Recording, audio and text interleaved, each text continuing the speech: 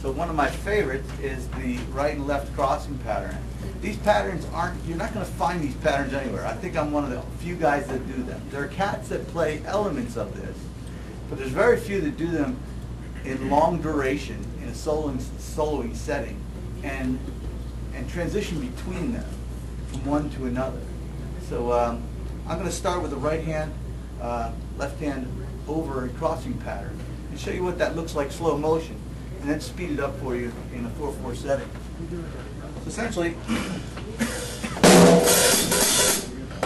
starts like this. I'll put it up on the top so you can see it real clear. It starts like this. You start here and you lead over to this drum, and then you cross back and forth. So it's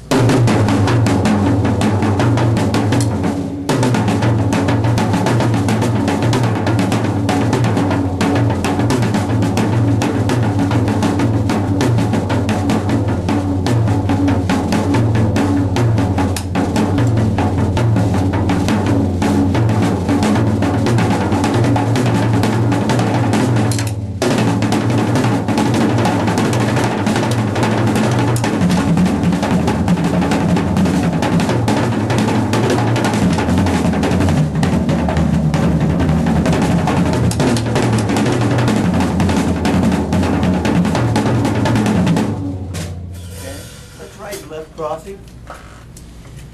What I like to play a lot of times is between this floor tom-tom and this floor tom-tom and the snare drum, because it gets the arms to go out nice and big. People go, wow, what was that?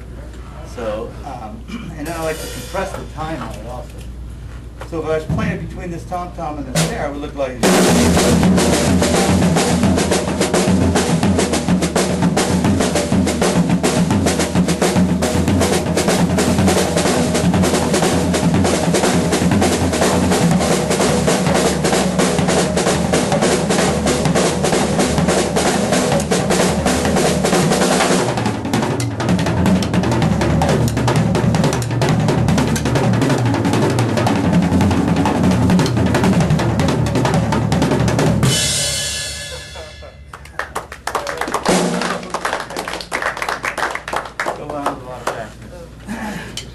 usually when I'm soloing and I'm using that approach, I'll double the time on the one that I do in between the floor tom-tom here and the snare drum. So if I'm playing,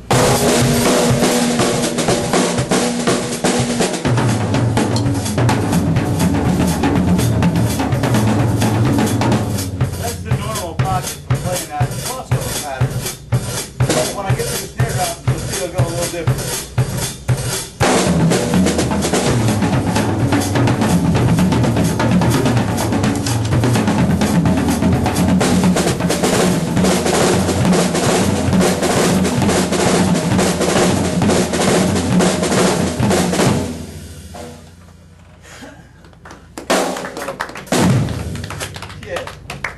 And then there's the element of surprise when you do that and you're necessarily in a solo context, and you carry that on for a while, or you move it around at that speed between your rack toms and your floors. And people just go, whoa, you don't hear that because of this overhand left crossing element. That approach to notation on the tom-toms is real uncommon. It's not heard a lot. So you'll hear some of the other patterns that I'll play for you, that becomes a real refreshing element if you're a drummer, to hear an odd placed note on one of these tom-toms by the left hand. Come back and get a cymbal accent all the way over here after you do it too. And it's like, whoa.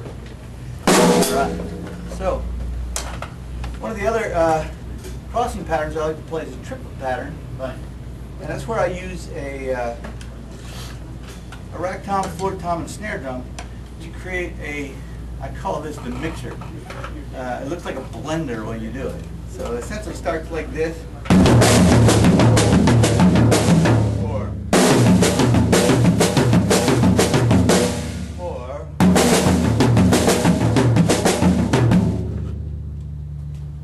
everyone's looking. So there's three versions because you're using three drums.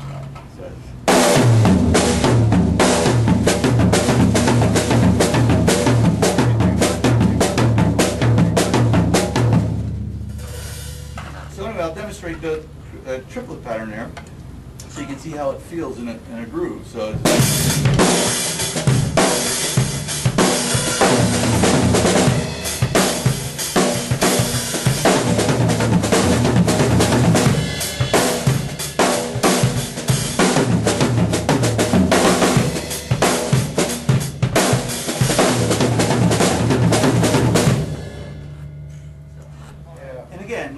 drummers are playing, or and you're playing, people are going, wow, what was that? Especially when it's lightning speed, like.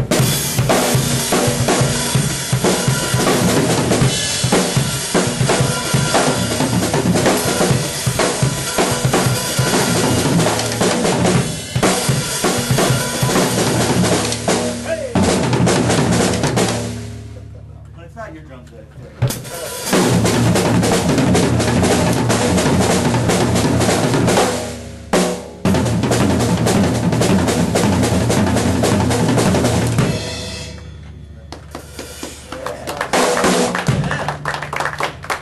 And the other element that you can add into it, which dresses it up a little bit, is like our friend was indicating earlier, using the rudiment approach and putting some sticking in the context of it, instead of just single notation.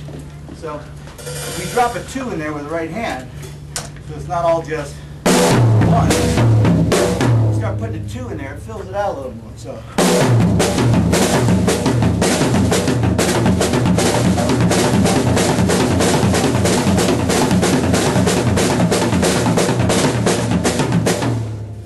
Or put 2 2s in there. Ooh.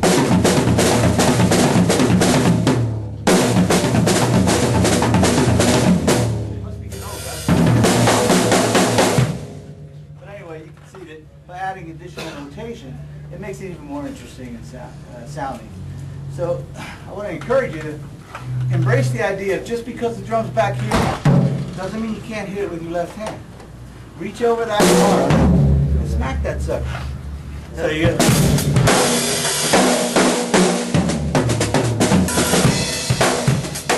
Hey guys, what are you doing here, man? Hey, how's it going? You guys snuck in, man. Ladies and gentlemen, Schroeder. Alright.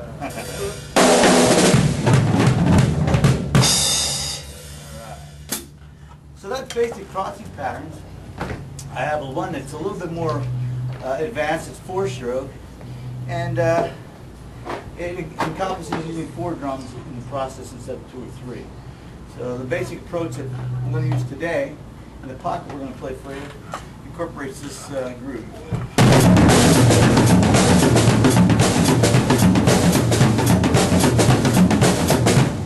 And then we reverse it the second time we play it.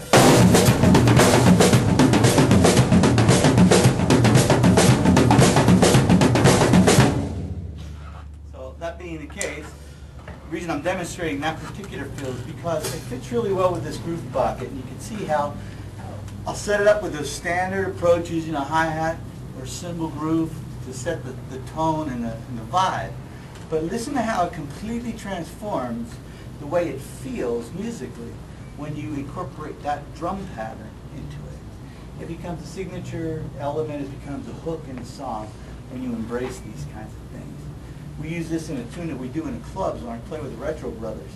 And people love it, they go nuts dancing to it. So this is not that groove pocket, but that fill element I use in that setting too.